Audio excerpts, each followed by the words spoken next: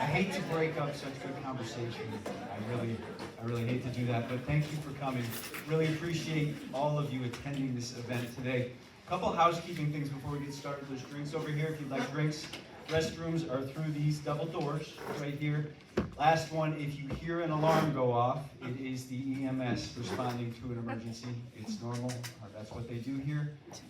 Want to thank them for their willingness to open up this space to us. Really generous in doing that. Thank you to West Glens Falls EMS. I want to thank the team at Open Door Mission, the leadership team, who really put in a lot of energy. Matt Wadalove, Lauren Kreider, and Maureen Dar put a lot of energy into this event. So thank you for doing all the work that you did. If you don't know me, my name is Jamie Munyon. I am part of the team at Open Door Mission, served there for about 8 years. We are an organization that houses individuals that are wrestling with homelessness, addiction, mental wellness, all of those things. We run a Code Blue shelter, and we have a year-round transitional shelter.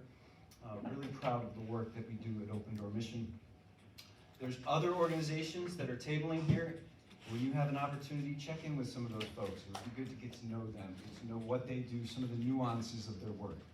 All right, we're going to start with a little Menti quiz, a little Menti questionnaire. So I don't know, those of you that have used Menti, this will be very easy for you. If you haven't, grab your device and either navigate to www.menti.com and enter that code, or use the QR code up there. I hope you can get to that. It worked for me earlier. But this is a tool for interaction. Everything is anonymous. Everything you put in here is anonymous. So don't worry about anyone calling you out on your answers, anything like that. Everything is anonymous. No one will know, not even me. All right. Everybody in? All right, if you're not in, once you get in, you'll be able to catch up to the slide that we're at. You'll see a little button that you can push. All right, so we're going to start out with something light, okay? First question. Are you a cat or a dog person? So yes, no, neither, both, and then for those individuals that are really special, I love every animal. Cat or dog person? Either, both. And I should have put cat, dog instead of yes, no, clearly. Clearly there's a flaw in my question. That's okay. I'm fallible, for sure. Good. All right. All right. Are you looking forward to this event? Is this something that you want to be at? Or did somebody drag you here kicking and screaming? Anyone that wants to be really honest? There it is. You got some honest folks. I appreciate the honesty. That's great. Curious. Yeah, just curious. All right, that's great. Well, let's dig in here a little bit. Have you ever had a significant interaction with someone that was justice involved? And I'm talking more than I bought a soda from someone I believe was in prison at one point. I sat down, I talked to this individual, I listened, is what I'm looking for. That's great.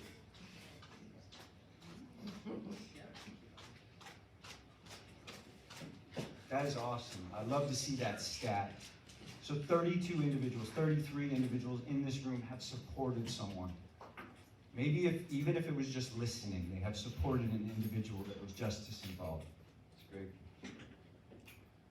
So when I make a mistake, I like it when people respond with, how do you like folks to respond? And this can be a wide array of answers. Put in what you think. I like when people hold me accountable. I'm in long-term recovery for addiction, and I had a sponsor right off the rip who held me accountable, and I love that component of the relationship. So, straightforward responses: compassion, empathy, yeah, grace, understanding, gentle correction, honesty, kindness, active listening. Yeah, we want to be heard, right? So much of the human connection is about being heard. And really feeling that you are being heard. I want people to help me fix it. Great answers. All right? And what would you like to know more about? 4 categories here: supporting justice-involved individuals, corrections, law enforcement, addiction, mental wellness treatment. Maybe legislation is your thing. How does legislation filter down into the community, into the corrections facilities, into the law enforcement agencies, and how does that come to life on the ground? Maybe that's something you'd like to know more about.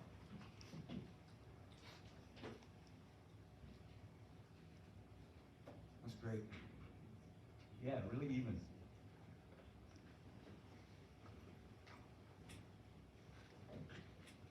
All right. So what are you hoping to hear today? Last thing, what do you want to hear about? What really keys your interest here at this event today?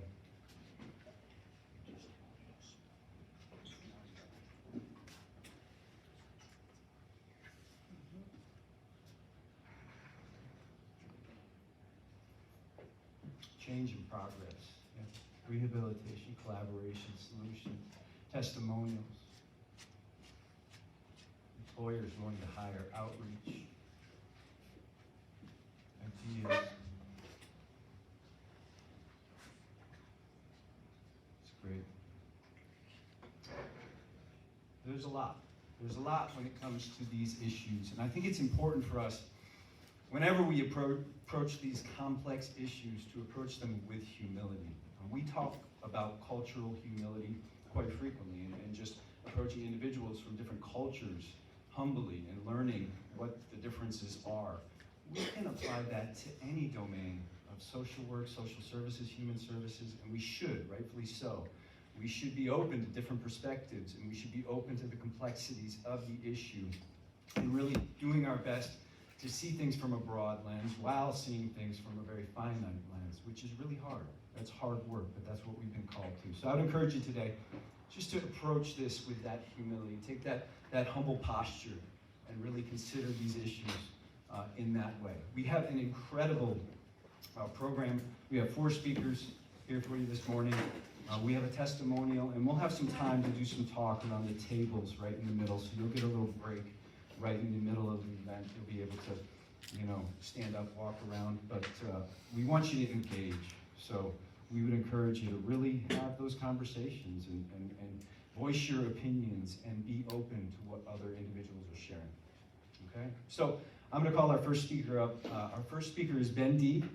He's an individual I've known for a few years. He works out of Healing Springs, but he led the SERPA initiative at the Saratoga County Jail, an individual that I truly appreciate for all of his vision, all that he has experienced. So let's welcome Ben.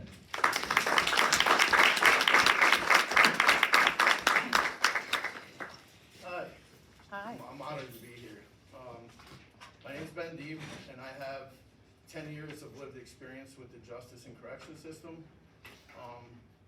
My purpose was to take all that I learned through being in that system, through the court system, through corrections, all the loopholes, lack of services, the way that individuals were talked to, treated, and come back to corrections and try and make some corrections reforms. The title of this forum is what I say at everything I go to. This was my focus: to change the culture of corrections from house and punish, these are bad people, they committed crimes, to educate and rehabilitate. Right? We have a population in Saratoga County that's 85% either mental health diagnoses, substance use, or both, possibly at their aha moments, with a chance to reflect away from their daily grind of active use. So why not capitalize on that and provide services and reentry services for people, right?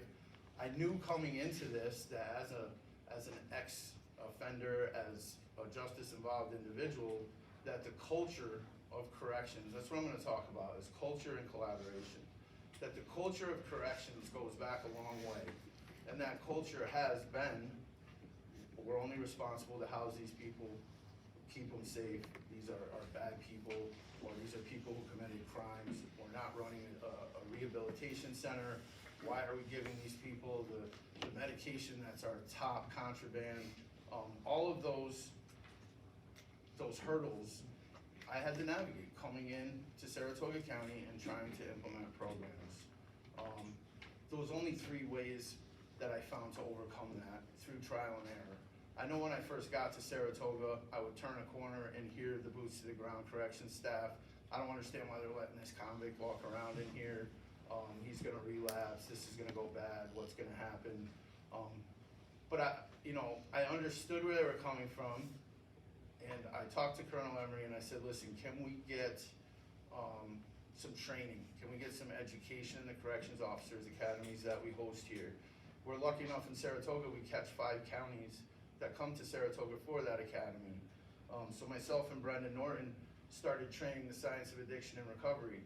The why of why would you continue to use despite the consequences? Trying to explain to them what happens in the brain, the hijacked brain, the impact, and the usefulness of the MOUD for individuals, the success rates without it, the success rates with it, to try and get them to understand that we're not just, that the MATs are part of a recovery regimen that allows individuals to get rooted, allows individuals to not actively detox on the floor in a jail cell, right? Part of that was, the second part of that training for them was me talking about how I was treated in the correction system, how I was talked to, how that language impacted me, and broke me down more than I was already broken down. One of my hardest things to overcome is, like, I tried to understand why would these individuals try and break down broken individuals. Like, you can't get any lower than I felt. I didn't feel like I deserved recovery, or the things that I had been through were too bad to come back from. I didn't see any light on the other side, right? So after the training, the second part of what I was trying to do to change the culture was consistency. So I'm fortunate enough, or unfortunate enough, depending on how you look at that in the beginning, to work in the last jail I was housed in. So the individuals that were now my coworkers are the ones that used to tell me to lock in and call me names and treat me the way that they treated me. So by me working there and being consistent, they got a chance to see the other side of use, right? So when you remove active use, you get what they're looking at now, a productive, consistent, ethical employee that's providing services for individuals to get well. That would listen. Not all jails are set up the same. We do have corrections officers right in the unit that were able to listen to the groups we were running, listen to the stories of the individuals, listen to the trauma, the ACE scores that were popping up, all of the internal changes that they were making, the lack of disciplinaries in the unit we were running, the Bible studies and step work that was getting done aside from when the clinicians or myself were in the unit. And they started to say, you know what, maybe this is what these individuals need, right? And slowly but surely the culture started changing. Then I got the chance to have what I like to call big A, or teach up conversations with the corrections staff. So they would ask me, so what does this recovery look like? You just throw Suboxone at people and they're good to go? And I was like, no, let's sit down and have a conversation around what recovery entails, what people have to do day to day to maintain their recovery, what people need to add to their life, and what internal changes I had to make to get from the criminal and addictive mindset that I had to where I'm at today.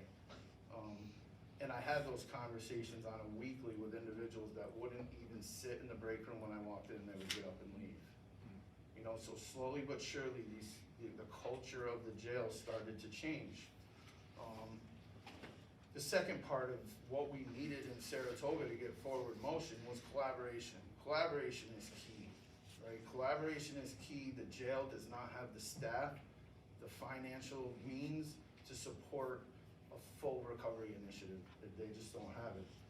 So what we did was we set up a meeting with all the community stakeholders in the county, all the human service providers, the sheriff, the colonel, the classification staff, the nursing staff. We all came to Healing Springs and had all the providers come and present on what it is that they could provide to the jail, what it looked like, how often, how much it would cost, if anything.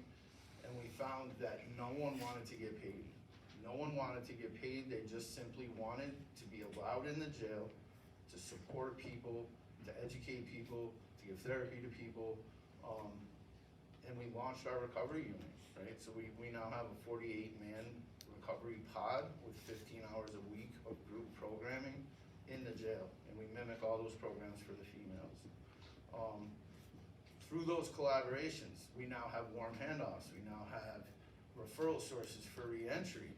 We now have people that are willing to bring clothes or pick people up for AA meetings, or, I mean, all of the reentry services that were built throughout this initiative came off of those community partnerships. And I find far too often that jails close the door, not in my house, you're not coming in here. I know there's a few jails that I went to as an ex-justice involved person that wouldn't even let me in the front door. They have timelines. You have to be out of jail for this amount of time before you can come in here and provide services. Those roadblocks to access to peers, to access to individuals that have any kind of criminal history, is keeping people in the jail from getting services, and the collateral damage of that is huge. So having a peer on site in the jail, I know seems, for some jail administrators, risky because of what I may do. However, we're resource rich. We already have the community partnerships. We're working on our recovery. I can be the lighthouse for the individuals who know me from when I was using. I'll tell you, probably 30% of the individuals I talk to, I knew in my old life, and they'd be like, man, how did you get here? They let you walk around in here? You know what I mean? I have a walkie-talkie and a fob to the doors. Like, they let you walk around in here? And I say, hey man, let's have a seat. Let's talk about how I got from where I was when you knew me to now, right? And what do you need in your life to be successful? What supports do you need in place upon reentry to be recovery rooted and okay and have a shot? When reentry starts, after someone leaves, it's too late. It's too late. The first 2 days are make or break. If people aren't allowed to come in 30 days minimum before and sit with individuals and talk about what supports do you need when you leave here. In the jail, I mean, our jail, we're giving bus passes to people, we're giving stewards cards to people so they can eat. We have clothing closets, we have fentanyl, xylazine, and Narcan. You know, we give to everybody. We're getting birth certificates and social security cards for people, and the county's paying for them. If someone leaves, they're unemployable. How are they going to be successful with a DSS sanction, and we can't house you, and you can't get a job, and you don't have an ID? Colonel Emery bought a $20,000 camera to do non-driver IDs for people, right? So that we're working with DMV. We gotta unsilo. Collaboration is key to this. So to close this up so that Jamie doesn't start throwing things at me. If you want to grab one of these papers that's on your table, right? This is my takeaway. Grab one of these papers and turn it over to the shiny side. My takeaway for you is everyone looking in this mirror, you are the solution to this problem. You are the solution to reducing recidivism. Everybody in this room come together, sit down and have a conversation, unsilo, talk to the jail administrators, get in the jail, map out a plan, and get people safe and healthy. Thanks. That's amazing. All right, our next presenter, I've known our next presenter for I think about 8 years when I did an internship at Baywood Center for Recovery. She's been there approximately 14 years. She's also been working with the ABLE program, which is a program that works with justice-involved individuals. So ABLE, I've got it here somewhere, Access to Better Living is what ABLE stands for. So please welcome Amanda Zeno.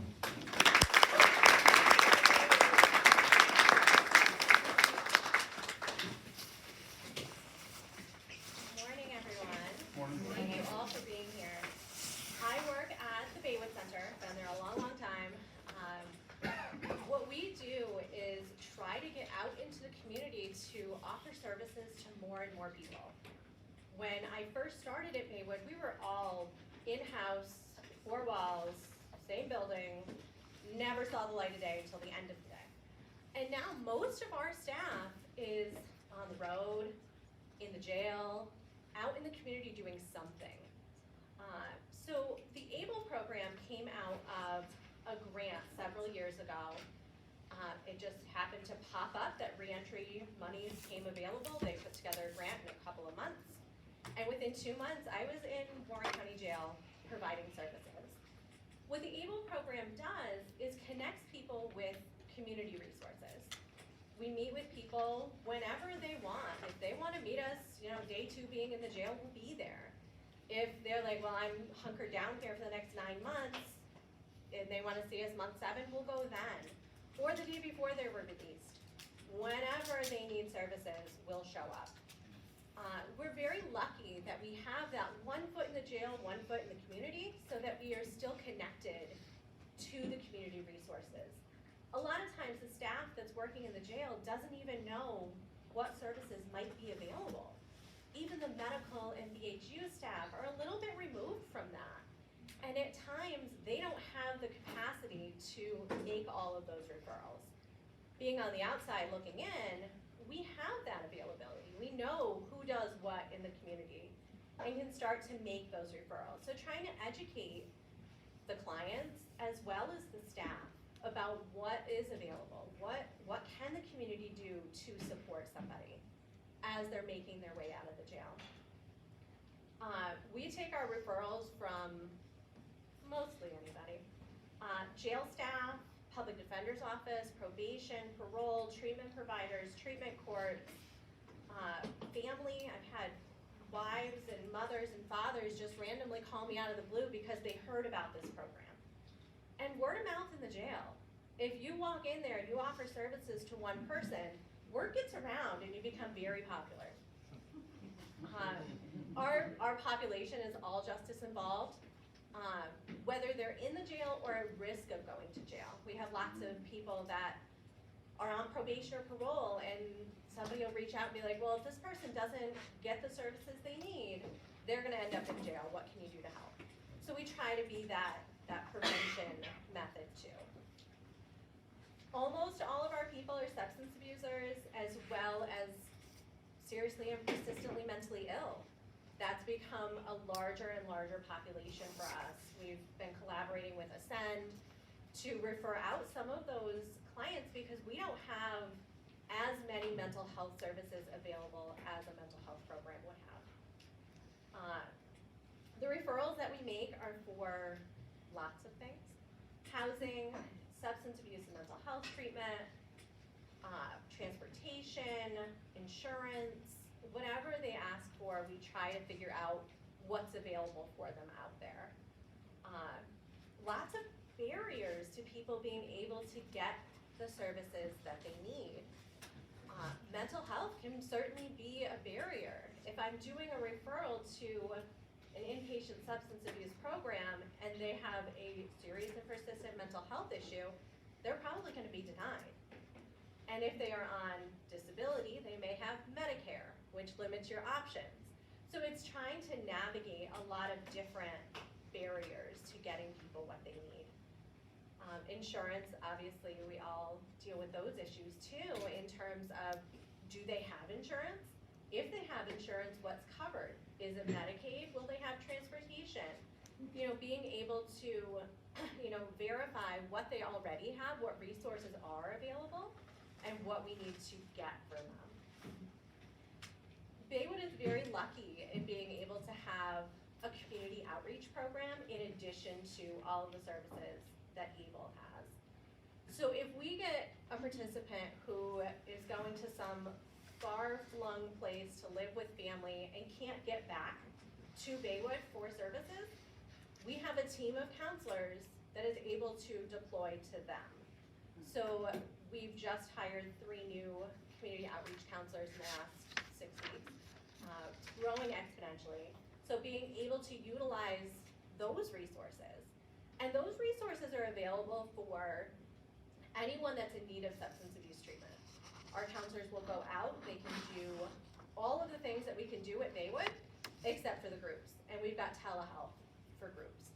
So that's a great opportunity for people that struggle with transportation or childcare or any of the other barriers that prevent them from getting to us.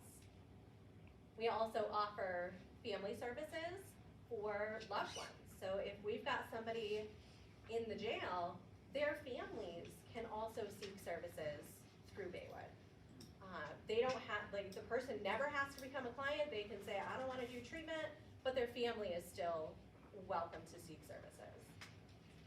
We also have peer advocates, 2 of them are here with us today, Kathy and Jackie. They're able to do a lot of the things that we as counselors really aren't able or don't have time to do. Going and sitting at DSS with people to make sure that they actually get the services they need and that they ask the right questions. Sometimes people don't know what they want or what they need. So having a peer advocate go with them can certainly solidify that process. Provide transportation.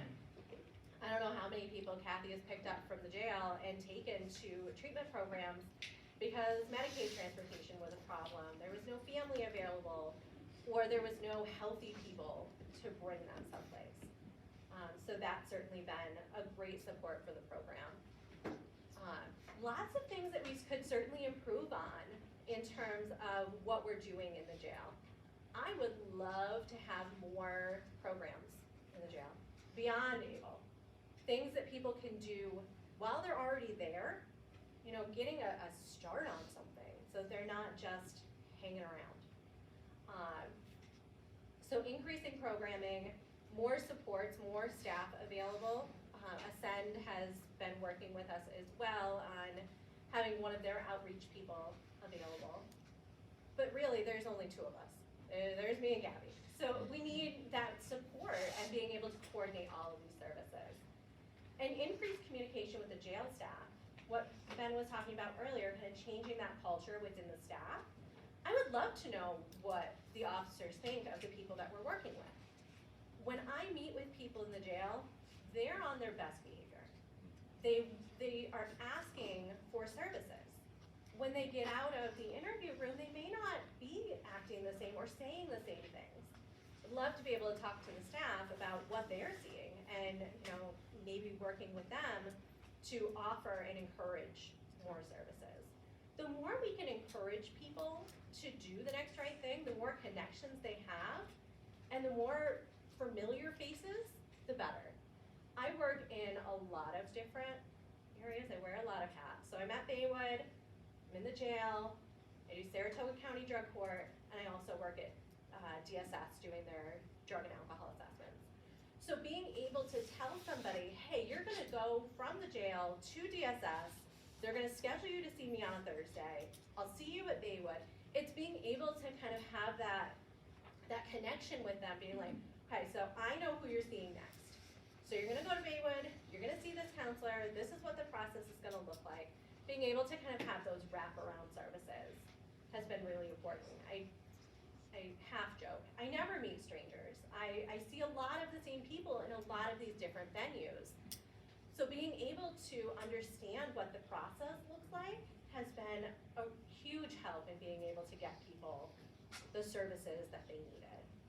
So the more that we can work together and being able to understand what's available out there, how to get people connected, and really being able to encourage people to do the next right thing, the more successes we're gonna see along the way. I appreciate you letting me have a few minutes. Thank you.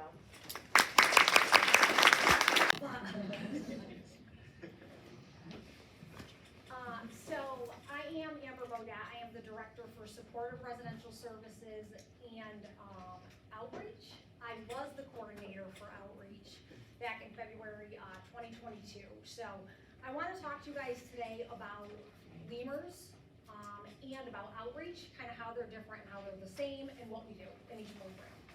So lemurs, as Jamie said, is the law enforcement, addiction, and mental health referral system. We mimic that after lemurs in Essex County. That's actually where it started. In Essex County, they have an agency essentially for the entire county that does their substance abuse treatment and their mental health treatment. So for them, they made the decision they wanted to be able to get direct referrals from law enforcement to get them into those services. So it was really focused on both mental health and substance abuse for their lemurs team to go out, get the referral from law enforcement, go out, meet with the individual, offer them the services, and then take them into their kind of single site agency. When we were looking at it, we don't have substance abuse services at Ascend Mental Wellness. We are a mental health agency. We have supportive housing, we have restorative housing, we have a clinic, we have care management, we have outreach, we have many services, but substance abuse is not one of them. So, when I got the position for outreach coordinator, like I said, that was February 2022. The idea at that time was that it was going to be lemurs. So when I got that, what I had said to the director at that time was, I can connect folks with many more things than mental health and substance abuse services. I came from a care management background. I've been in the field for 18 years. So I can connect them with care management, primary care, peer supports, insurances, benefits through the county, whatever they might need. So at that point, I was kind of given the freedom to build the program kind of as expansively as I had the ability to do. It was me, it was a one-woman show, so but when we started, Lemurs was gonna kick off March of 2022, where we could get the referrals from law enforcement, meet with those people that were getting referred, and offer to connect them to all of these services. But before that kicked off, what I had noticed is there was a big gap with other justice-involved individuals in other areas, including the jail, folks who are on probation, parole, things like that. So before Lemurs kicked off, I started at Washington County Jail and essentially called them and asked what programming they had. I asked what reentry services they had, and I asked who did the discharge planning. And the response I got was that any incarcerated individual can put a slip in to see medical, if they choose to, and they can put a slip in to see behavioral health. And I said, okay, can they put a slip in for discharge planning? No response. And I said, what about the people who don't put slips in? So over 50% of the jail, they're not gonna put slips in and say, I need help, or I need services, for whatever their reasons might be. So my question was, do they just get released with no planning?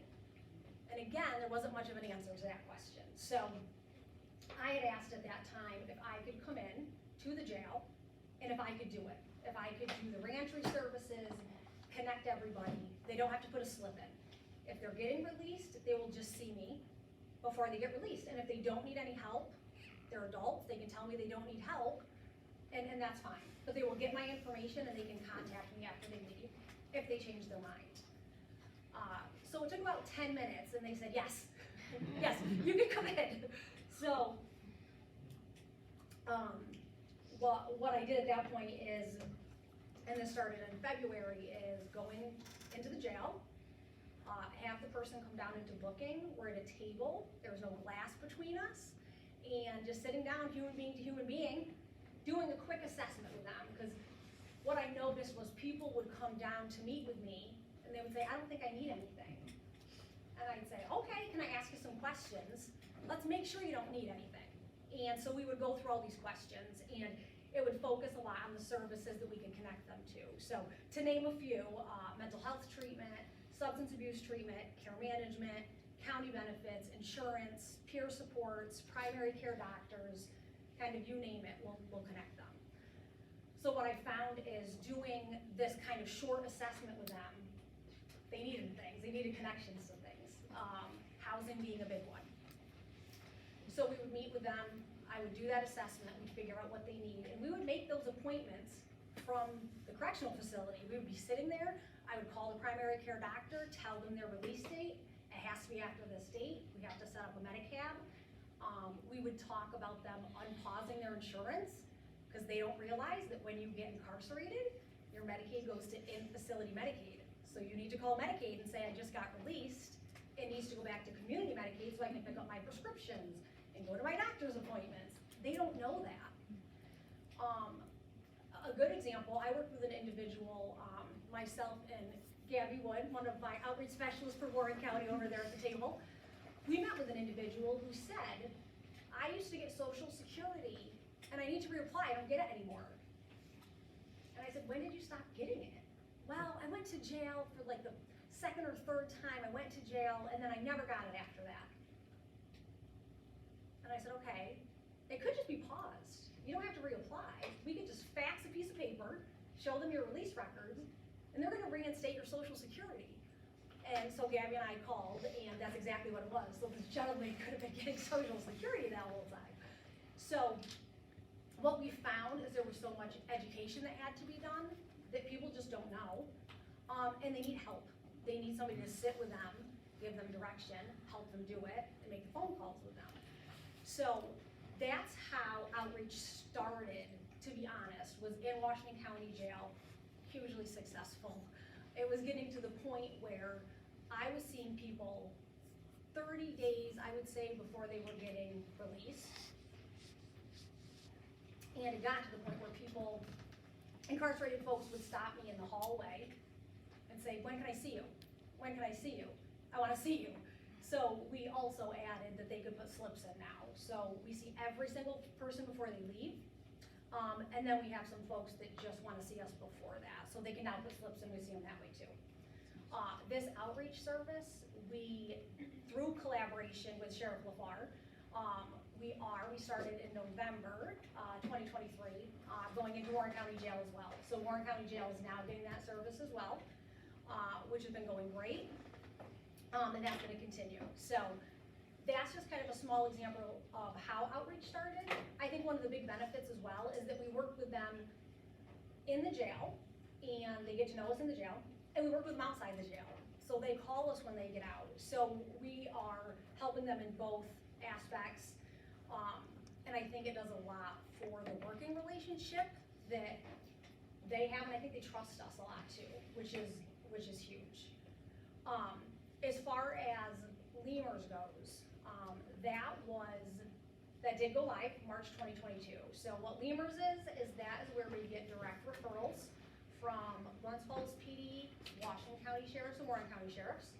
This is if officers are going out on calls and they're finding the person might not need legal intervention, but they might need mental health services, or substance use services, or housing, all of those, a primary care doctor, they don't have insurance, any of those things. They send the referral over for Lemurs, which is essentially the same thing as outreach. For Lemurs, we have a response time of 1 to 2 business days to make our first contact with that person. And we go out and offer them services. So if they don't have a phone, but on the referral, it tells us that they're in a tent and where that is, or they're on the bike trail at a certain location, we put on our boots, we go through the woods, we've done this multiple times, and we will look for that person, and we will sit there and we will get that person connected to services. Another thing I wanted to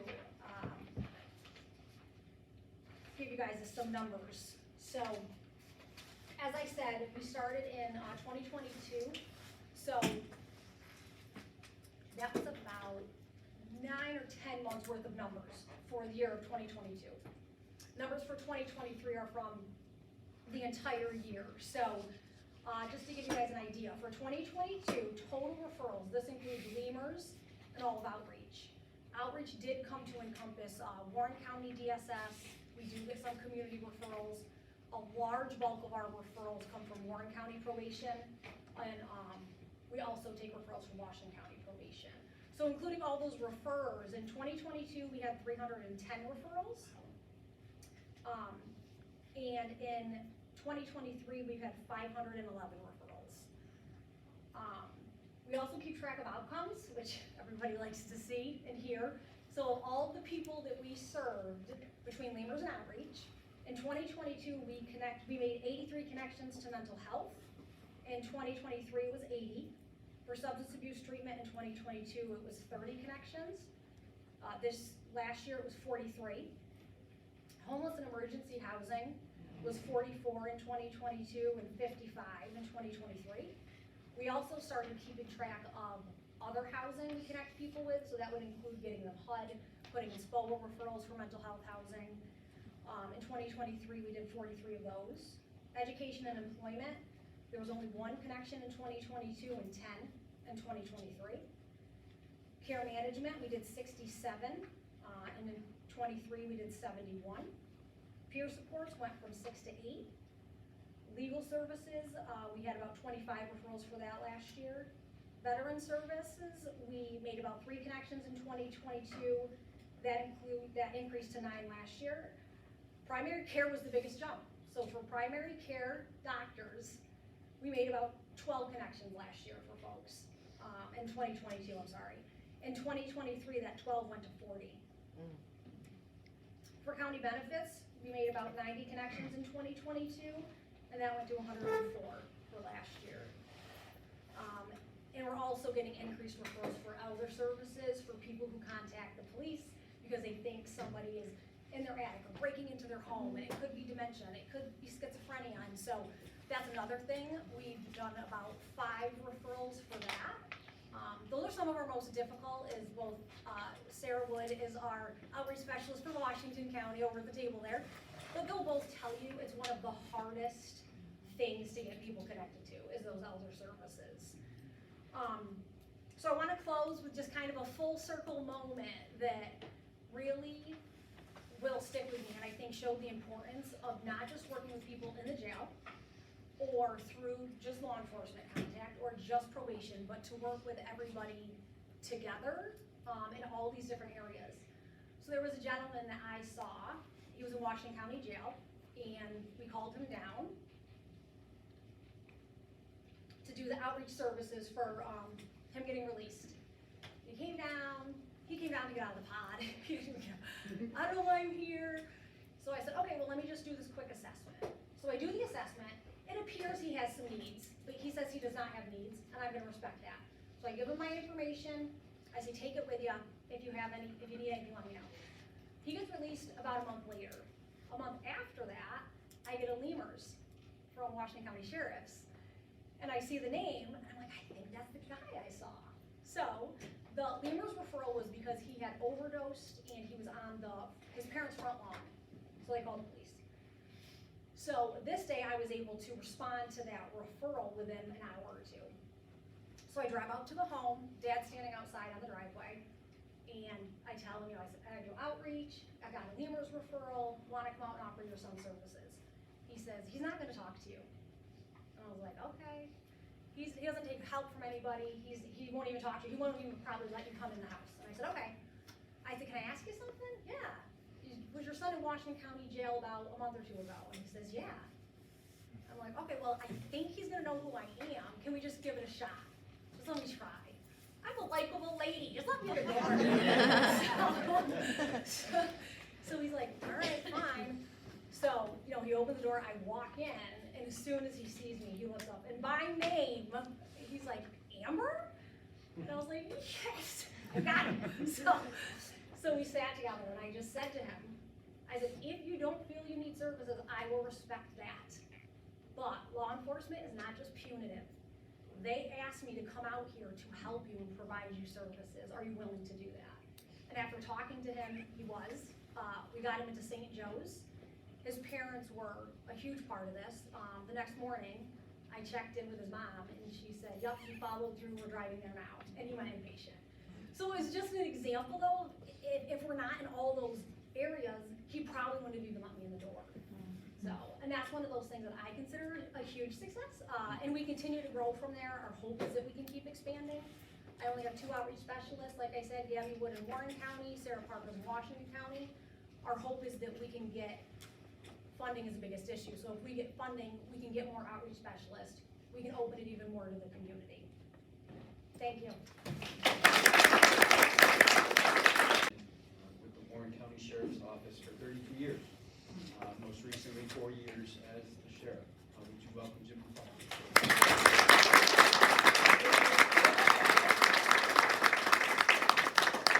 Good morning, everybody. Good morning. Thank you for the invitation to join you this morning. I'm going to be honest before I start and say that I am not a subject matter expert. Don't ever pretend to be. I'm going to use the wrong vocabulary, and when I do, please don't take offense to that. To my core, I sincerely care. Like Jamie said, I've been serving as your sheriff for the past 4 years, and I'm always one to look forward, but just a little background.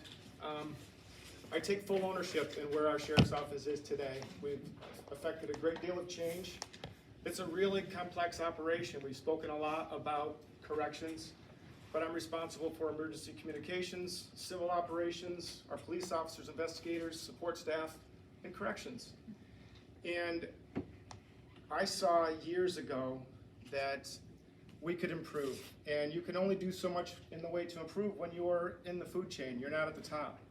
I would sit in my office, which is at the front of our sheriff's office, and I was just sharing this with Ben, and it hurt me to watch people. They would walk up the stairway leaving the facility. They'd be leaving in the wintertime with a t-shirt on and a clear plastic bag, maybe a bus token. Good luck, hope you don't come back. And I knew that that's just not a best practice. A lot is complex in our profession, but really to the core, to our fundamentals, they're all consistent. They don't change. It's people. And it's being interwoven into the fabric of our communities and really caring about people. You're in West Glens Falls. I'm a local. I was born and raised in Warren County. I could walk to my home from here. I'm a West Ender. I grew up very poor in a mobile home park, again, just a couple miles down the road, that's still there. I have a brother that still uses drugs today. I have another brother who's since passed that spent several times in our correctional facility. I had a nephew staying with me on house arrest who spent time in prison for drug use.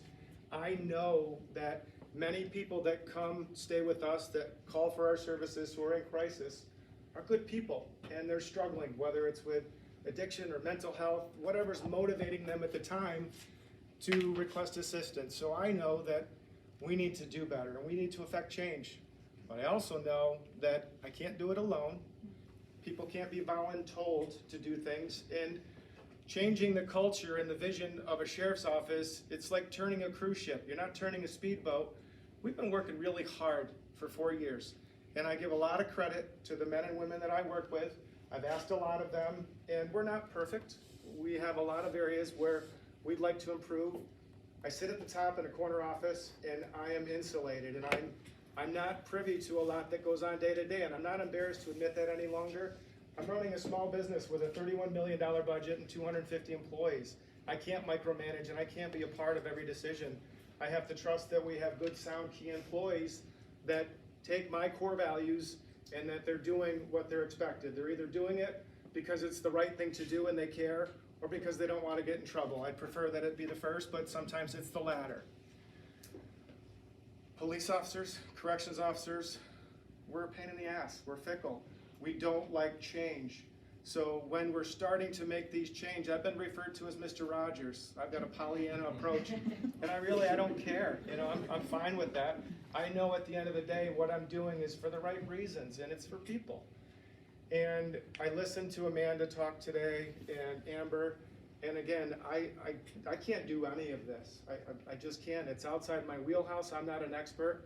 But those who know me know that when you ask, I don't like to say no. I always want to say yes. I was already starting to pick Ben's ear to find out what we can do to get a SERPA in Warren County. I know that so many of you, you're here today spending this time because you care like I do. And it's not that you're not effective or not beneficial to the community, but you're spread too thin. We need more. We need more of you. We need more of us. We need more funding. We need more services. I spoke to Supervisor Driscoll before I stood up here today because I don't want to offend anybody. We're all in this together. But I know that Amanda's limited. She's working in our facility. She's working outside. I didn't know until Amber came in that she had been facing hurdles for 4 years in our sheriff's office that with one phone call to a lieutenant, we corrected. And I want to continue to improve our operations and make sure that she has everything that we can provide to make her successful and to offer benefits to our clients. I attempted, knowing that we don't have the services that are necessary, I attempted through our budget process last year to have the county start one part-time position, a reentry specialist in the Warren County Correctional Facility that's our employee. And when I spoke with Ben, I get it. Like I said, professional law enforcement service is expensive. Our taxpayers are paying $31 million for our sheriff's office. And it's an area where you can't compromise. I think all of you would state, when you hit Warren County, it's a special place, and it's special for a reason.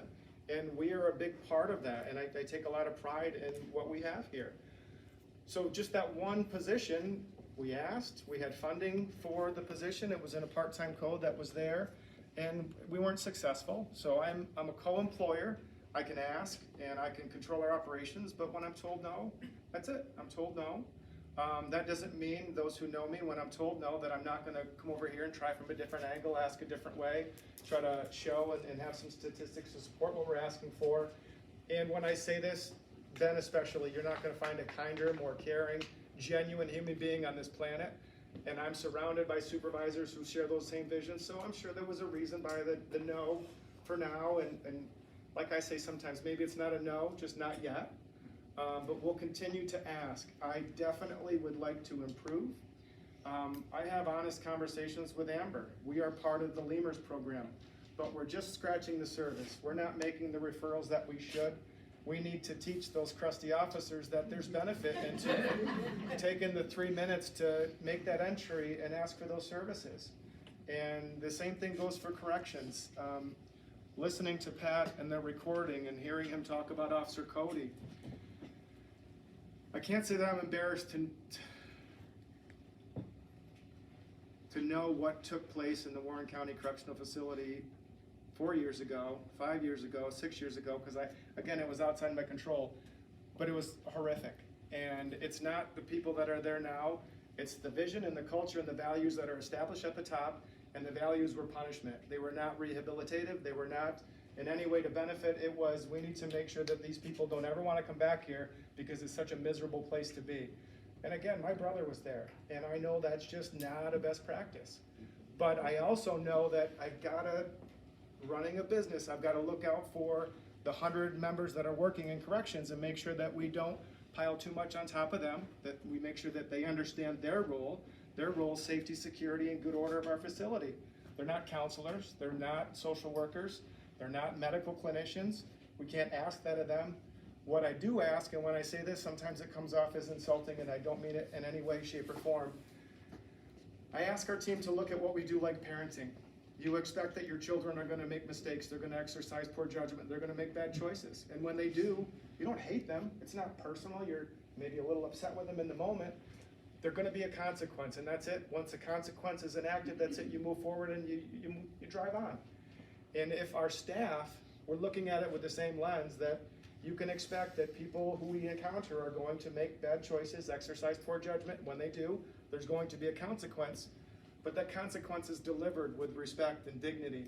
And even when it's not given to you from that person, we need to hold ourselves to a higher standard.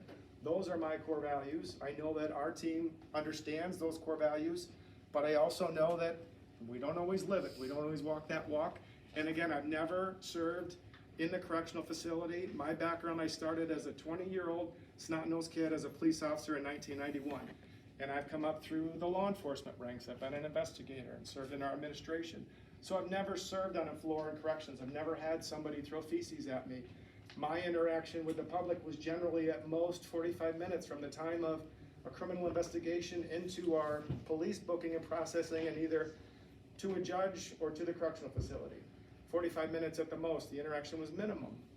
Corrections, they're spending weeks at a time with these same people, and I'm not justifying what our people do, but they get tired, they get old, and they get crusty. So I think, and I have to hold on to this hope, that when we make these improvements and we start, if we can introduce a SERPA into Warren County, we're offering more programs, and things start to shift a little bit and they see the benefit, I think that we will get more in the way of buy-in. Yes. Sheriff, before you do have a SERPA in Warren County, it's me. My name Okay. is Kathy Scherer.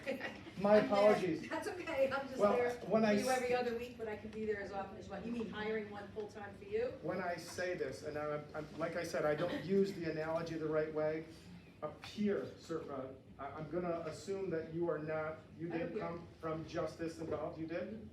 Okay. Yeah. No, have I come from a justice involved background? Yes. Okay, so, perfect, then I'm misspeaking.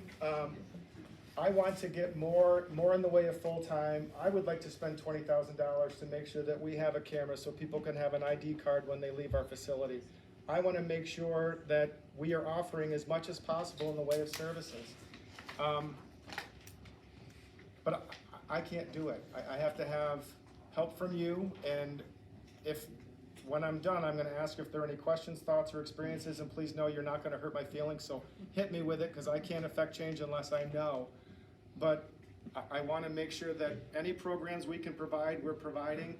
Looking backwards, in 2020, we didn't even have a library in our correctional facility. The facility had 5 basic cable channels, and again, it was a really dismal environment. And thanks to the Larkins, we have a library now in our correctional facility, and we have more in the way of programming, but I want more. And going through COVID, it was a significant bump, and through that, I don't know if any of you remember, but we had a requirement from the governor to reinvent and reform policing.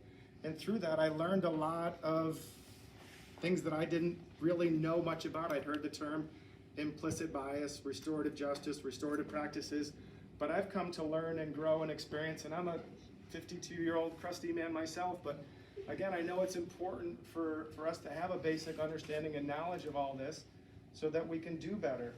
Through COVID, we shut down visitation, and I know, I love my family, and if I can't see my family, that's gonna wear on me. If I'm in an environment where I can't have contact with them in visitation, that's going to make my days that much longer and that much more challenging.